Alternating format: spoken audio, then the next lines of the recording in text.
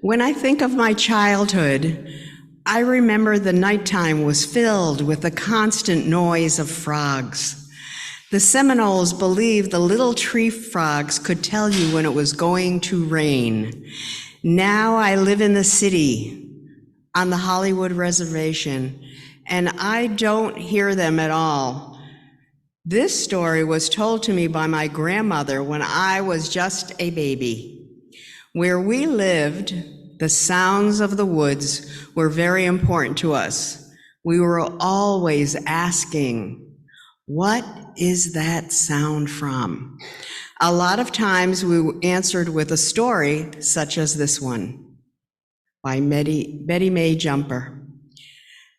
The little green frog was sitting on the edge of the water lilies, sleeping away. A big old rabbit came hopping along, came upon the frog and said, "Hi there, why are you sleeping? It's too pretty a day to sleep. Wake up, wake up." "I don't have anything to do," said the irritated little frog. But that big old pesky rabbit kept it up until the little frog got really mad and told him, "I'll fix you up." So the little frog started singing his funny little song, the noise he makes to call the rain. Within a few minutes, the black cloud came, and the wind started blowing. When the rains came and soaked the old rabbit so much, he got cold and ran home. Whenever you hear the frogs singing "Away Today," better be near shelter, because they are warning you that the rain is coming soon.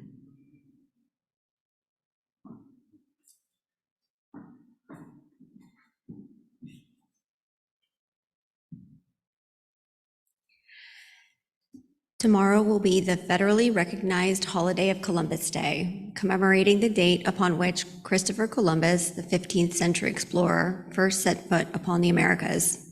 The date was October 12, 1492.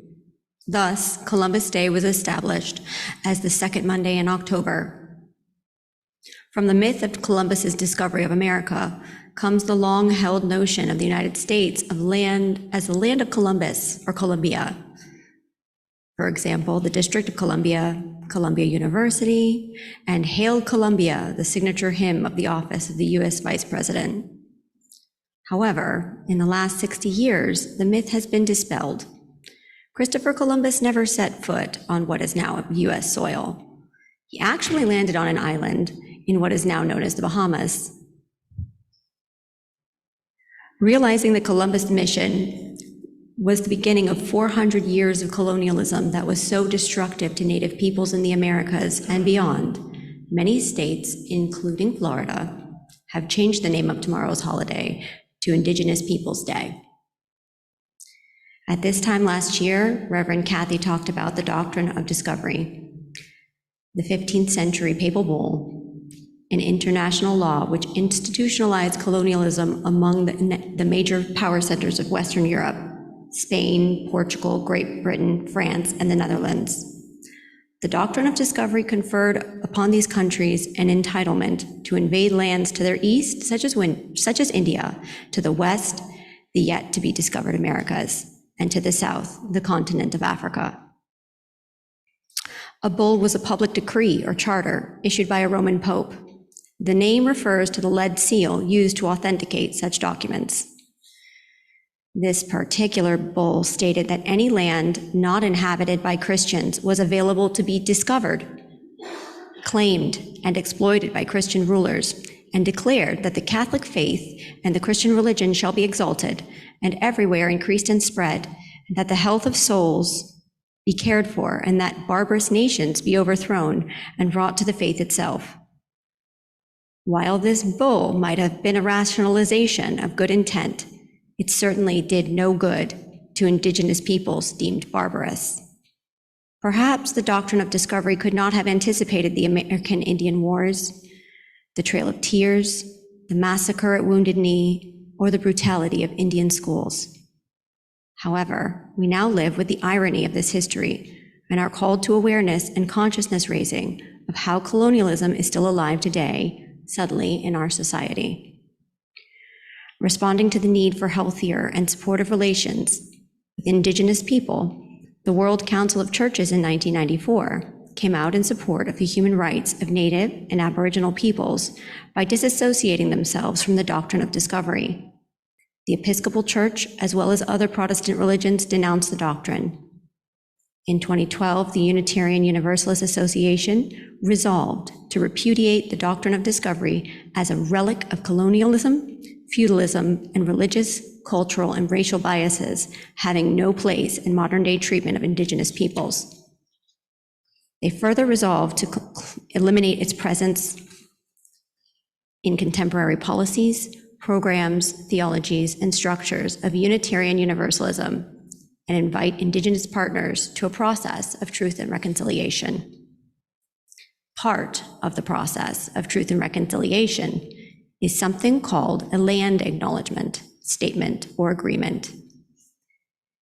The gist of today's sermon is about how we as a congregation might create such a statement, which allows us to understand the destructiveness of over 400 years of colonialism on Indigenous cultures, which allows us to hold up the survival of local Indigenous people and their culture, and which commits us to being allies in maintaining Indigenous sovereignty. Finally, a land acknowledgement commits us to being good stewards of the land that we inhabit as a congregation. The first step in creating a land acknowledgement is to know who or what groups of First Peoples to address. So let me remind you that the first people of this land that we now inhabit were the Yegas, or Hopa tribe, so named by the invading Spaniards in the 16th century. As hunter-gatherers, they lived along the coast of present-day Martin and Palm Beach County, probably from the end of the Ice Age to the time of initial European contact. They fished, hunted small game, gathered cocoa plums, sea grapes, cabbage palm, acorns, and palmetto berries. The Yegas may have been a junior branch of the Ace tribe to their north. South of the Boynton Inlet, on the east side of A1A, remnants of a Yegan refuse mound or midden exists, although a condominium complex now sits atop it. Excavation at the inlet mound yielded turtle shells, large marine vertebrae, and pottery discarded by the Yegas. The Yegas, like most First Peoples of Florida's East Coast, diminished greatly following their encounter with European explorers and colonists. Small in number, the Yegas were vulnerable to the diseases conquerors brought to them. Many were captured and sold as slaves. By the 18th century, war with Spanish and British and with other tribes finally decimated the Yegas population. As many of the smaller communities of Florida's First Peoples were reduced in number, they became absorbed by the people of the Creek nations of Georgia and Alabama. The Creek Indians had been traveling and trading all over Southeast for thousands of years, but facing Andrew Jackson's plan for relocating Indigenous peoples of the Southeast, two groups of the Creek distinct in language, the Miccosukee and Seminoles, migrated permanently to South Florida and the Everglades. Their escape into the Everglades helped them survive the Indian Wars of the 1800s. Today, the two federally recognized Indigenous peoples of Florida are the Miccosukee and the Seminoles. These amazing people not only survived, but thrived in the Everglades. Today, they work in earnest to preserve the Everglades' delicate ecosystem and water quality. These folks number about 5,000. They run the largest cattle operation in the US, and they own the Hard Rock Hotel and casinos.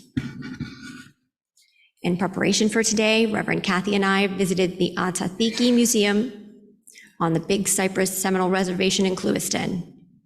The name of the museum means a place to learn and a place to remember.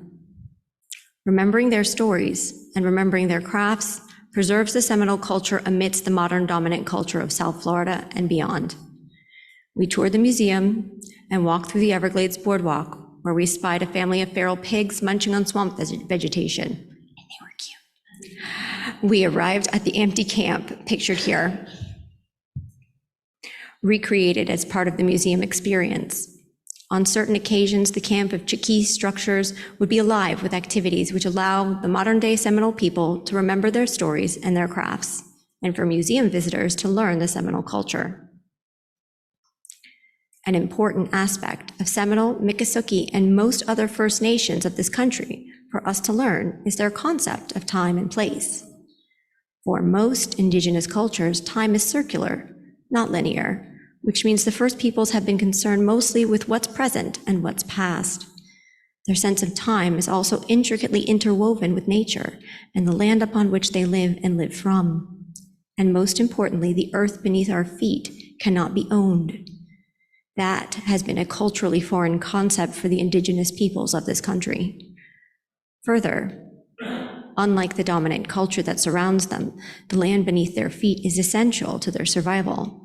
Therefore, they protect and preserve the ecosystems from which they live. Dominant European culture tends to own, exploit, and extract from the land beneath their feet. This difference in orientation to time and place is something we as UUs must at least respect, if not try to understand in creating our land acknowledgement. I will wrap up my talk today by reviewing the land acknowledgement drafted by Reverend Kathy. But let me first say that there will be a wonderful opportunity for further learning about the Miccosukee Nation through a series of webinars coming up in March, sponsored by the UU Service Committee's Being a Good Neighbor program. Please see today's e-blast for more information. On to the land acknowledgement draft, which will be submitted to the Seminole Museum's Outreach Committee and to the Miccosukee for review and comment. It is in your program. It's a little white insert. And it appears on the screen in two parts for those on Zoom. The Unitarian Universalist Fellowship of Boca Raton, Florida, recognizes that as a congregation, we occupy land once inhabited and held sacred by First Peoples. For nearly 10,000 years, Indigenous groups have lived and had their being in South Florida. The Yega, Calusa, and Tequesta peoples once lived in what we now call Boca Raton and Palm Beach County. These distinct Indigenous communities were among many others in South Florida, considered ancestors of the present-day federally recognized Seminole Tribe of Florida and the Miccosukee Tribe of Indians of Florida. The purpose of this land acknowledgement is to honor the history of Native peoples in South Florida, their rich and varied cultural past, and the harmful effects of European invasion and colonization. As well, we acknowledge Indigenous peoples living in South Florida today, honoring their culture and their relationship to the land. Through learning, we commit ourselves to become allies in helping to protect the sovereignty of the Seminole and Miccosukee people. Finally, in honoring all First Peoples of South Florida, we commit ourselves to protecting and preserving the land we now occupy. I hope that we as a congregation can embrace the idea of this agreement, which embodies our values and principles, as they call us to be in right relationship with those we share this patch of earth with. I hope that when we speak as a fellowship and a religious institution, we will acknowledge that we inhabit the land of the Seminole and Miccosukee nations. I hope it will become part of our preamble to every worship service. Please let Reverend Kathy know if you would like to participate in further discussion of this land acknowledgement, and she will schedule a Zoom session for that purpose in the next week or so. Thank you.